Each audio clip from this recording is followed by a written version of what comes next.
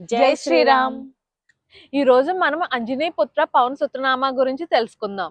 అసలు ఈ స్టోరీ ఎక్కడ స్టార్ట్ అయిందో తెలుసుకుందాం. అంజన ఒకప్పుడు అప్సరస. ఆమెకు వచ్చిన 3 శాపాల వల్ల ఈ స్టోరీ స్టార్ట్ అయింది. అవేంటంటే స్వర్గంలో ఒక అందమైన అప్సరస ఉండేది. తన పేరు పుంజకాస్తల. తను స్వర్గంలో ఉన్నా కూడా వేరే సుఖభోగాల కన్నా భక్తి పూజల మీద ఎక్కువ ప్రాముఖ్యత చూపించేది.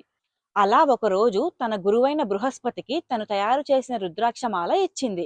దానికి ఎంతో ప్రసన్నుడై ఆమెకి ఒక వరం ఇస్తాడు. అదేంటంటే నువ్వు తొందరలోనే ఒక పుత్రుడికి జన్మనిస్తావు అని. పుంజకాస్తల ఆశ్చర్యపోయింది. ఎందుకంటే తనకి వరం కాదు, అది శాపం. ఎందుకంటే తను ఒక అప్సరస. అప్సరస తల్లి అవ్వలేదు. బృహస్పతి ఎందుకు ఇలా అన్నానని ఆలోచించాడు. ఇది ఖచ్చితంగా దైవ కార్యమే. నువ్వు దేవుడి రక్షణలో ఉన్న బాలునికి జన్మనిస్తావు అని అంటాడు. ఆ తరువాత పుంజకాస్తలకి మొత్తం వింత వింత కలలు వచ్చాయి. అవేంటంటే కోతిని ఎత్తుకున్నట్లు, కోతిని ఆడిస్తున్నట్లు వచ్చేవి. అసలు అవి ఎందుకు వస్తున్నాయో తనకి ఏమీ అర్థమయ్యేది కాదు. అలా ఒక రోజు తను పెద్ద పూజలో దుర్వాస మహర్షి కింద పనిచేసింది. తనకి ఇలాంటి పూజలు అంటే ఎంతో ఇష్టం. అలా తను ఎంతో ఆసక్తితో ఆనందంగా చకచకా పనులన్నీ పూర్తి చేసేది. తన పనులు చూసి దుర్వాస మహర్షి ప్రసన్నుడైండు.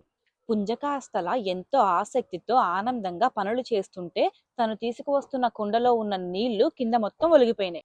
అప్పుడు దుర్వాస మహర్షి కోపంతో నువ్వు కోతిలా ఎగురుతున్నావు, ఖచ్చితంగా కోతివై పుడతావు అని శాపమిస్తాడు.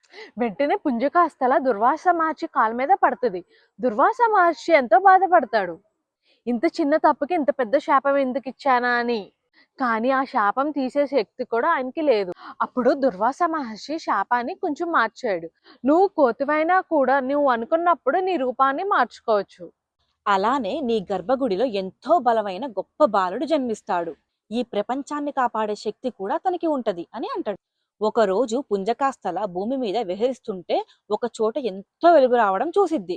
అది చూసి ఆ వెలుగు ఎక్కడి నుంచి వస్తుందా అని తెలుసుకోవడం కోసం ఎంతో ఆసక్తితో ఆ చోటు మొత్తం తవ్విద్ది. అక్కడ ఒక ముని ఘోరంగా తపస్సు చేస్తున్నారు. ఆయన తపస్సు పుంజకాస్తల భంగం చేసింది. ఆయన ఎంతో కోపంతో కోతిలా చేసే నువ్వు కోతిలా పుడతావని శాపం ఇచ్చాడు. కానీ ఈసారి పుంజకాస్తల అస్సలు భయపడలేదు.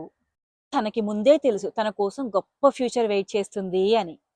ఇప్పుడు మీకు ఒక క్వశ్చన్. అంజనాదేవి అప్సరసగా ఉన్నప్పుడు తన పేరేంటి? Comment below.